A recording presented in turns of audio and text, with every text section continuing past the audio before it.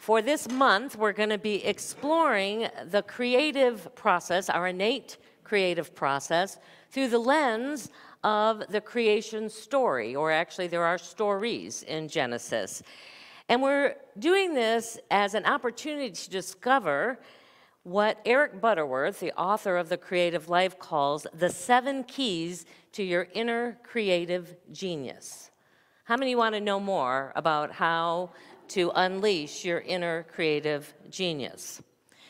Creation stories have been around, have been told in stories since the dawn of humankind. For as long as humankind could take a moment to say, who am I, where do I come from, why am I here, we've been creating stories to try and answer that question in the absence of perhaps not having those clear, factual, spiritual understandings. The first creation story ever documented is from more than 2,000 years BCE. So that was the first tablets that they've ever found. It comes out of Babylonia, and they were discovered in about 1850. And interestingly enough, there's 7 creation tablets. So this idea of 7 as part of the creative process has been around long before what we now know as the creation story of Judaism and later of Christianity. There was lots of gods in this, and the gods then created more gods, and ultimately demonstrating how long this idea of sacrificial offerings to the gods, man was created from a blood sacrifice of some of the gods. That's how this story went. That's how they understood that they came into being. The creation story that we see in Genesis happened about the 5th century BCE. So many, many decades and a century and a half later, this story began to rise up within the Hebrew community, and many of the scholars would say it was in an attempt to create a creation story with a singular God. This was the emergence of there is only one God that created all of life. Today, many would say that the Big Bang theory is our creation story, that we have evolved over billions of years, and we would also add with some intelligent guiding force in the midst of all that. Others would now ascribe that there is just science that's evolving. In fact, recent polls over the last several decades show an increasing U.S. population embracing this scientific theory of the Big Bang and the evolution that has unfolded as a result over creationism, which the majority of the people from the 1950s and before, or maybe even 100 years earlier than that for the leading edge thinkers, describe the earth being about 10,000 years old. And that's when everything came into being, at least for our neck of the universe. In Unity, we don't necessarily embrace the Bible as literal and factual. However, we do believe that there is information within these sacred texts that are here to support us in our own spiritual journey. There are insights, there's hidden wisdom about the nature of God and about the nature of who we are and how this in particular, creation process happens. When we look at it metaphysically, we begin to see and begin to have a greater understanding about how it is that we still are that expression, that creative expression of God in our own life and in our world.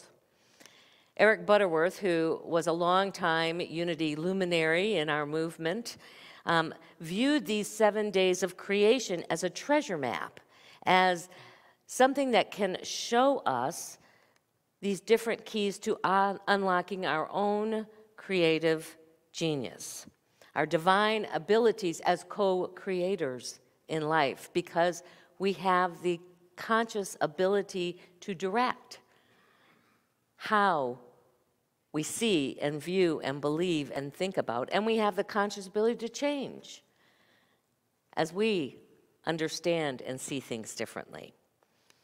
I love this quote that he has in the book. He says, "Creation is not something that God does or did. It is what God is. It is what we are." I want you to hear that again. Creation is not about something that God did in the past or perhaps is even continuing in the present. It is the very essence and nature of God. This creative energy is God. And because we are a part of it, it is also present and a part of our own human and spiritual evolution. So these 7 keys that we're going to be exploring over the next several weeks are really not about external creation. They are not about how we bring things into the manifest.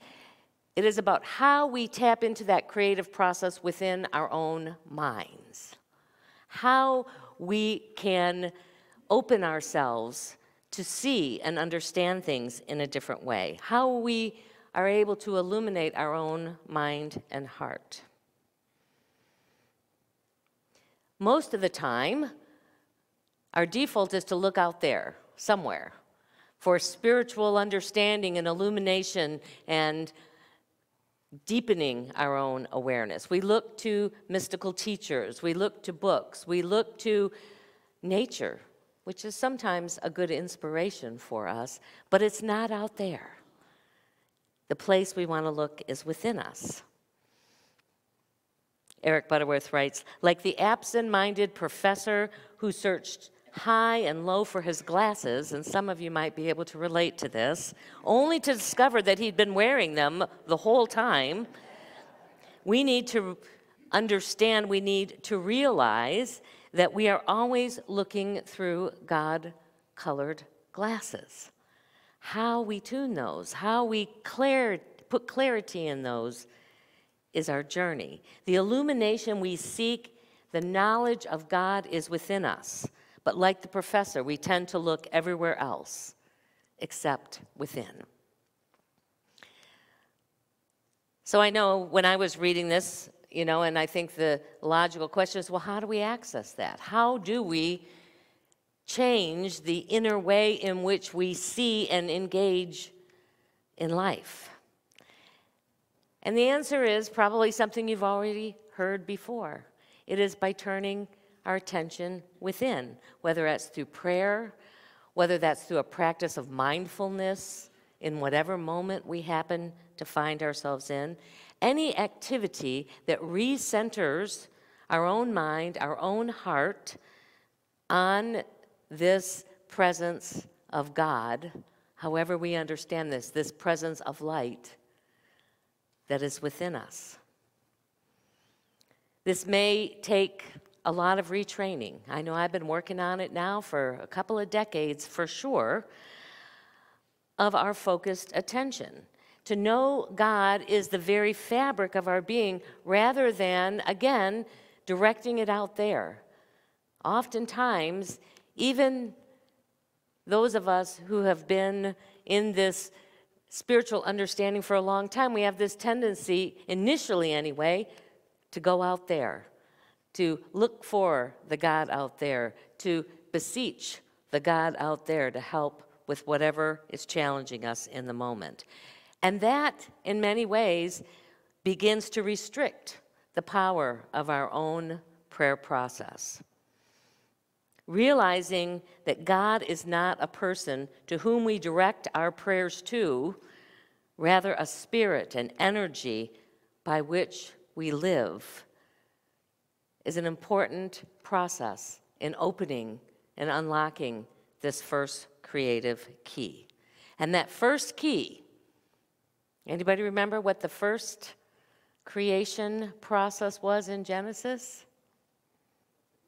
Let there be light, and there was light. That's the key that we're looking to unlock initially. This is the illumination that helps to transform us from the inside out. The creative geniuses of our time have known this, have discovered this. When you talk to those who have just produced some amazing creative works, whether it's in music or in art or in other forms, even the geniuses that have created a new understanding of our universe, like Einstein, approached it in the same way as Brahms articulated. He says, I always contemplate my oneness with the Creator before commencing to compose. I'm always sitting with that light within and opening myself to let that be what gets brought forth in whatever I am creating in the physical form. I immediately feel vibrations that fill my whole being. There is a felt sense of this light within us, vibrating. It is at such a higher rate that we notice how different we feel when we are aware of, when we are grounded in our oneness with God. Unless that you think that this kind of inner spiritual creative genius is limited to just a few, those who seem to have come into this life with a certain talent, consider this. Mediocrity is self-inflicted. Genius is self-bestowed. It's about how we choose to step into it and view ourselves. If you say, I am not creative at all, well, guess what? Probably not going to have a whole lot of creative juice flowing through you. It is only when we claim it for ourselves that we can begin to unleash the beauty that shows up as part of who we are.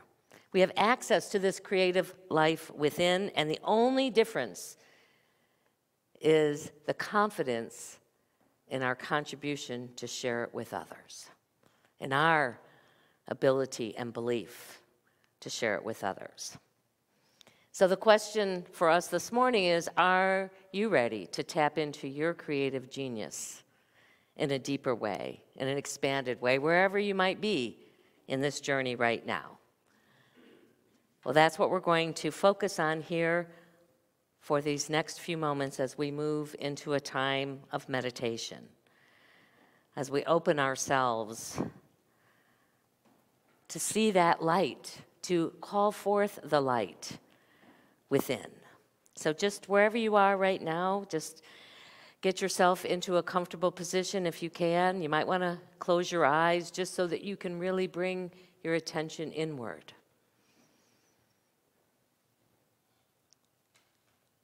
And begin to just center yourself in the awareness that you are one with God. You are one with all of God's creation. Perhaps you just want to begin as you breathe in and out and focus on that breath. As you draw a breath in to say, God is. And as you let that breath go, to declare, I am. Breathing in the awareness that God is in this moment. And releasing that breath, knowing that you are also a part of that God energy.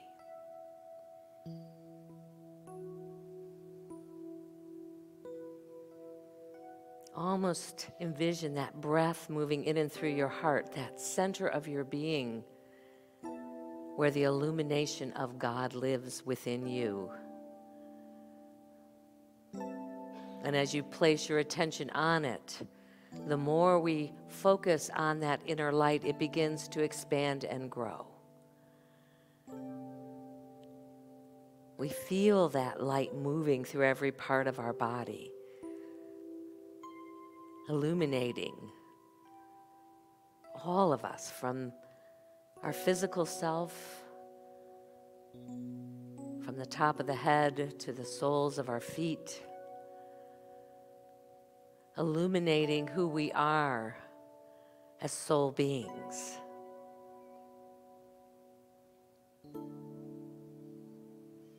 And into this creative light, I just invite you to bring into its center a situation, a person. Perhaps it's just a greater awareness as you visualize yourself in the center of this light. And allow that light to just infuse. Infuse whatever it is that you are holding in your being as wanting to see with greater light, to understand with that light, to love in a deeper way through the light of God.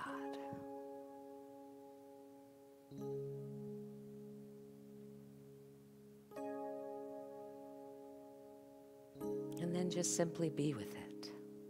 Allow that light to do its creative work.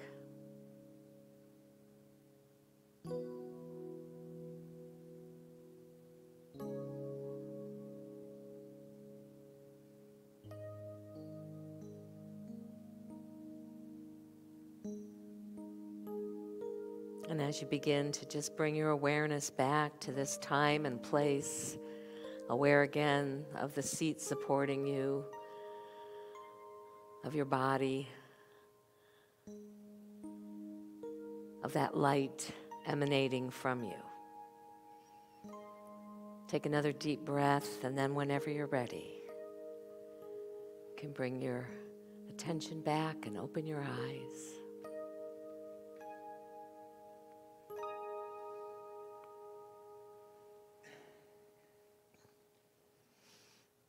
Eric Butterworth calls that a light treatment, given you and all the things that are a part of your journey, a light treatment. I'm going to talk a little bit more about that at the end. You know, part of our creation journey is to realize that our eyes may not always be how we truly see life.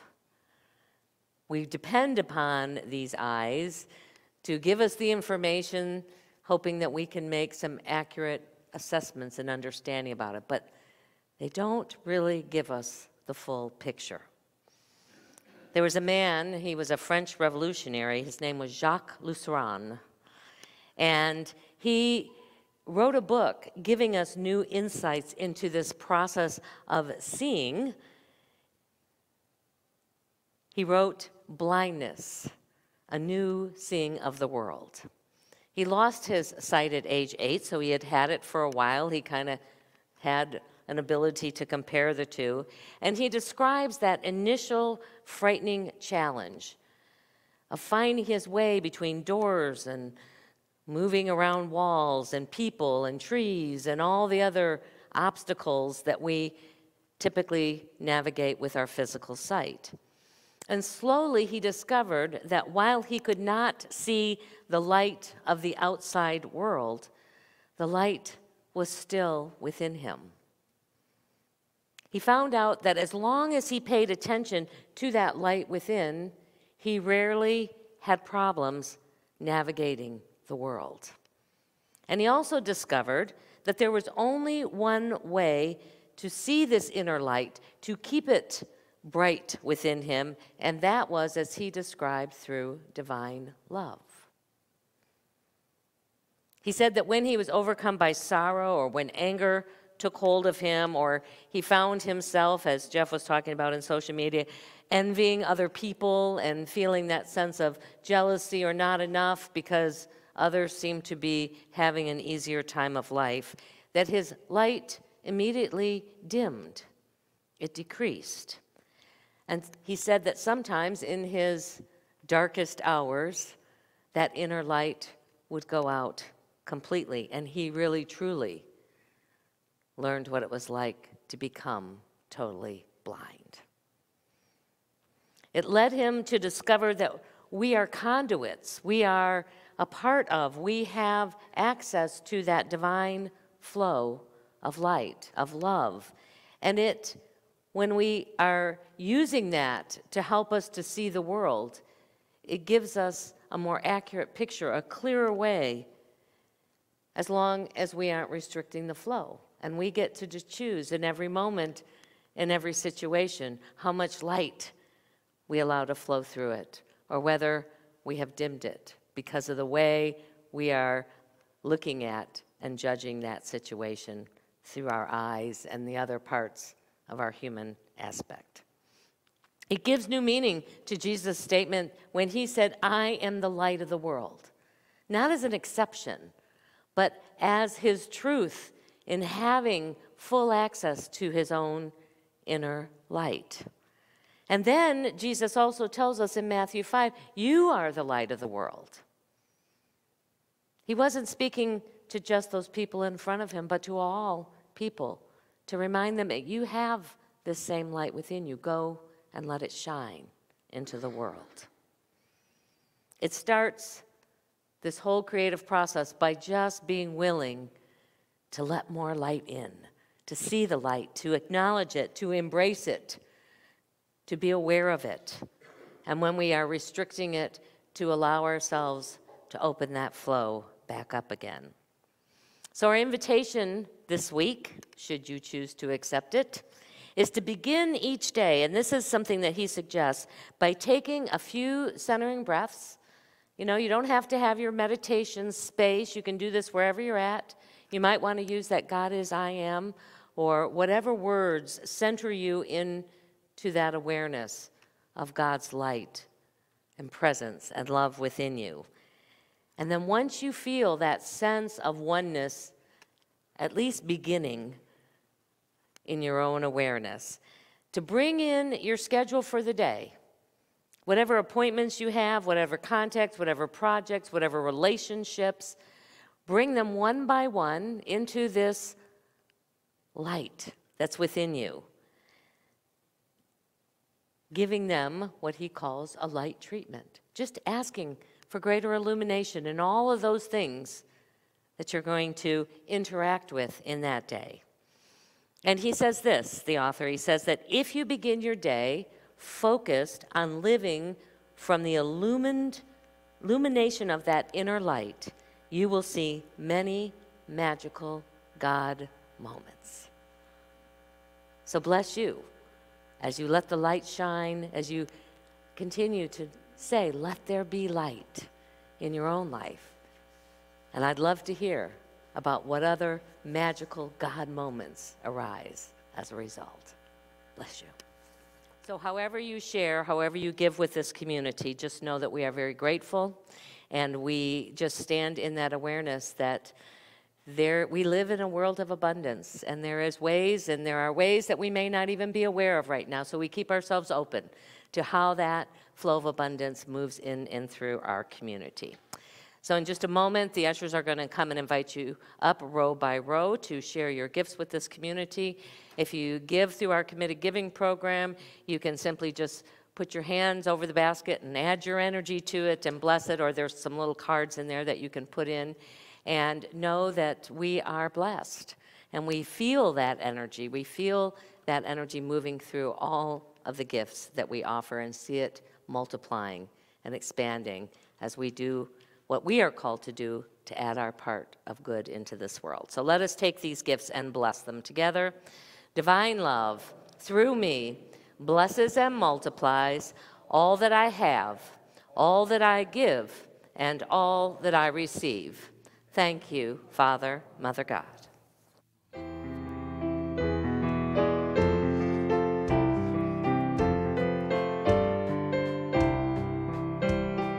Let there be peace on earth, and let it begin with me.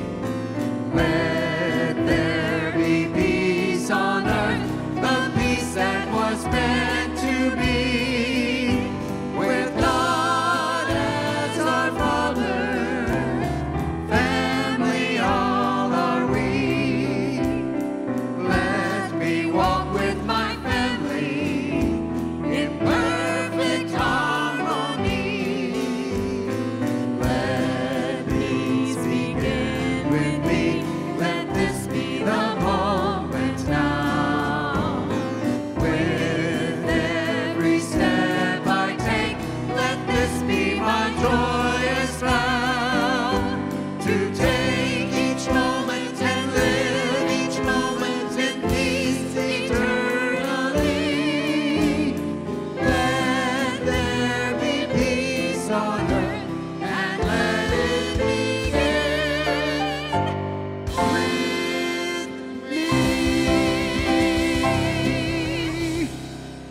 as we go into this day, letting the light shine within us, we go knowing our prayer for protection together. The light of God surrounds us. I am the light of God. The love of God enfolds us. I am the love of God. The power of God protects us. I am the power of God. The presence of God watches over us. I am the presence of God. Wherever you are, God is, and all is well. Come join us for some food.